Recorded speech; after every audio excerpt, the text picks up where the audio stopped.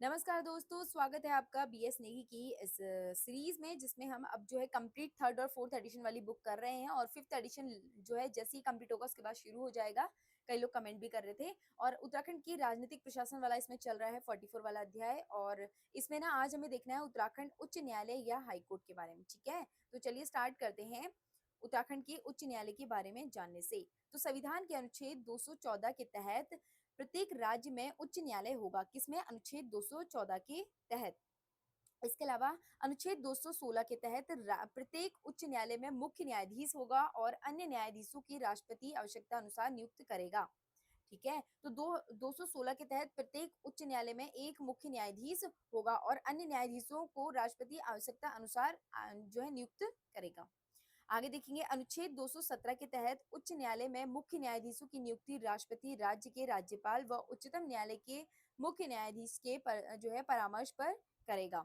और उच्च न्यायालय के न्यायाधीशों का वेतन राज्य की संचित निधि पर भारित होता है, जबकि पेंशन भत्ता भारत की संचित निधि पर भारित होता है।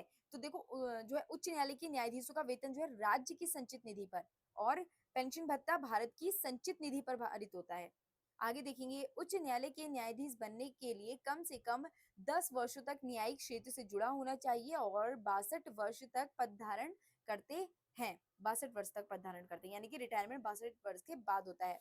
मौलिक अधिकारों का संरक्षण उच्च न्यायालय के जो है प्रारंभिक अधिकारिता के अधीन होता है, यानी कि मौलिक अधिकारों का संरक्षण उच्च न्यायालय के प्रारंभिक अधिकारिता के अधीन होता है। और अनुच्छेद 226 के तहत उच्च न्यायालय रिट जारी कर सकता है। किसके तहत? 226 के तहत। इसके अलावा 9 नवंबर 2000 को देश के 20वें उच्च न्यायालय का गठन नैनीताल में हुआ था। तो नैनीताल में जो उच्च न्यायालय है उसका वो कौन सा है? देश के नंबर पे 20वां उच्च न्यायालय है। और उत्तराखंड में उच्च न्यायालय के सर्जन के समय न्यायाधीशों की संख्या 7 थी और 2003 में न्यायाधीशों की संख्या बढ़कर 9 कर दी गई। और वर्तमान में उत्तराखंड उच्च न्यायालय में 9 स्थायी और न्यायाधीश व 2 अतिरिक्त न्यायाधीशों का प्रावधान है।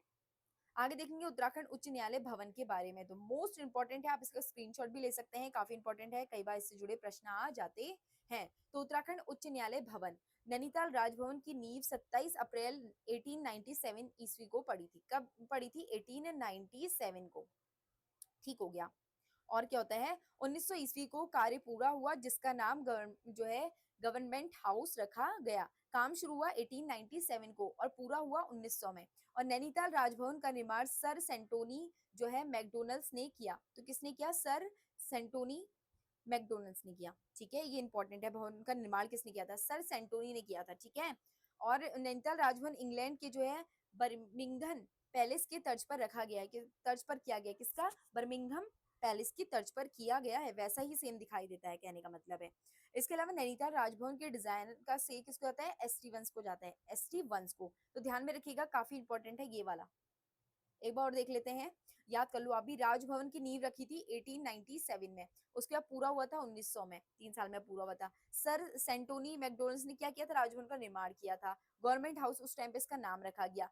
किसकी तर्ज पर किया गया? सेम किसका जैसा है? बर्मिंघम पैलेस की तरह है। और स्वीडन ने इसका क्या किया था? डिजाइन किया था। किसने? स्टीवंस ने, स्टीवंस। आगे देखेंगे उच्च न्यायालय के मुख्य न्यायाधीश संबंधी विशेष चीजें।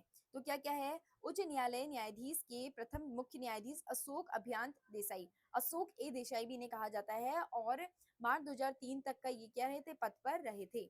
अशोक अभ्यंकर देसाई उच्च न्यायालय के पहले कार्यवाहक मुख्य न्यायाधीश भी रह चुके हैं और उच्च न्यायालय के तीसरे मुख्य न्यायाधीश एस सिरपुर जो है पुरकर बने।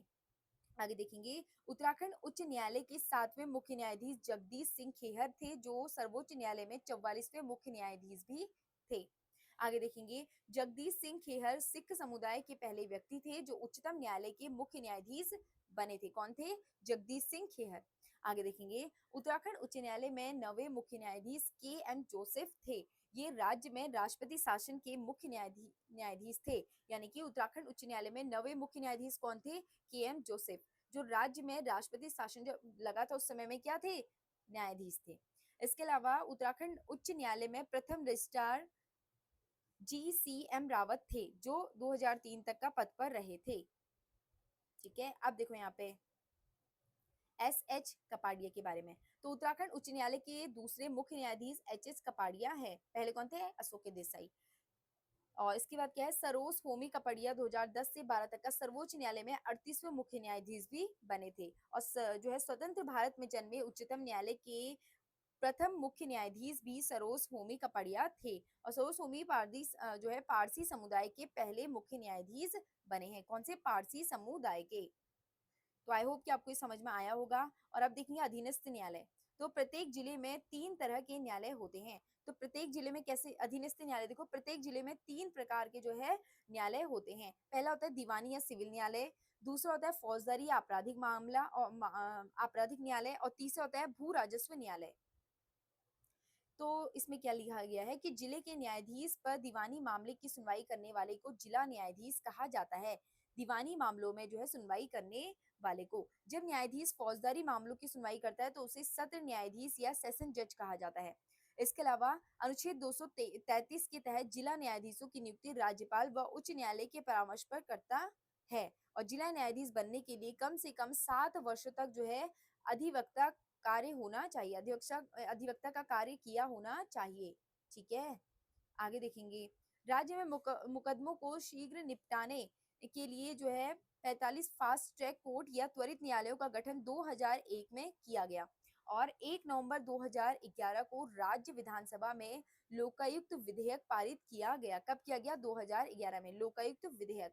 अब देखेंगे उत्तराखंड के मुख्यमंत्री जी के बारे में। तो उत्तराखंड में प्रथम मुख्यमंत्री नित्यानंद स्वामी थे और प्रथम निर्वाचित मुख्यमंत्री कौन थे? नारायण दत्त तिवारी। इसके अलावा अभी तक सभी मुख्यमंत्रियों में सबसे लंबा कार्यकाल नारायण दत्त तिवारी जी का रहा है। और अब अगर पुष्कर सिंह धामी जी पूरे 5 साल कंप्लीट कर लेते हैं तो फिर उनका भी हो जाएगा। ठीक है, आगे देखेंगे। तीरथ सिंह रावत राज्य के सबसे कम समय तक मुख्यमंत्री पद पर रहने वाले मुख्यमंत्री हैं। कौन है? तीरथ सिंह रावत। आप इसे ऐसे ट्रिक से याद कर सकते हैं कि तीरथ में हम जो है तीरथ में हम 2-3 दिन तक ही जाते हैं। सबसे कम समय में तीरथ में ही तो जाते हैं। सोचते हैं तीरथ 2 से 3 दिनों में हम कंप्लीट कर लें। बहुत कम समय में हम तीरथ क्या है कंप्लीट कर लें। तीर्थ जो होता है, ठीक है, आप ऐसे याद कर सकते हैं। ये मेरा ट्रिक है, आप कैसे भी याद कर सकते हैं। आगे देखेंगे उत्तराखंड के मुख्यमंत्री। देखो उत्तराखंड के मुख्यमंत्री की अभी तक जो ये लिस्ट है, देखो स्क्रीनशॉट भी आप ले सकते हैं। इसके अलावा मैं आपको बता ही रही हूँ।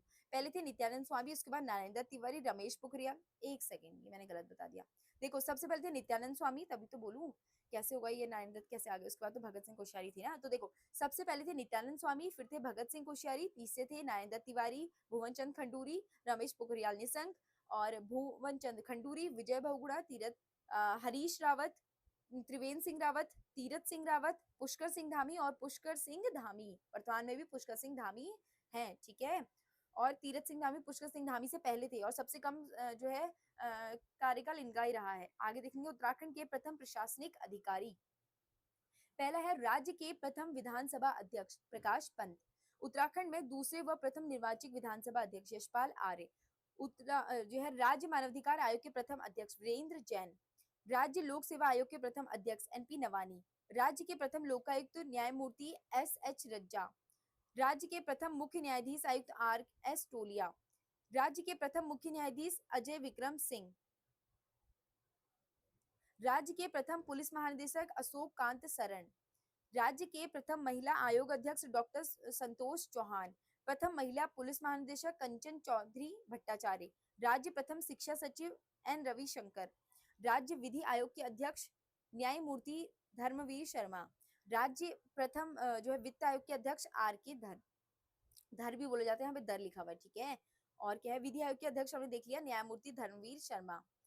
शिक्षा सचिव N रविशंकर। पंचम राज्य वित्त आयोग के अध्यक्ष जो है इंदु कुमार पांडे। तो thank you and thank you so much. कल हम देखेंगे उत्तराखंड की पंचायती राज व्यवस्था, काफी इंपॉर्टेंट है ये वाला chapter. Thank you and thank you so much. तो पंचायती राज जब हमारा खत्म हो जाएगा उसके बाद जो है जनगणना वाला आ जाएगा। Thank you and thank you so much.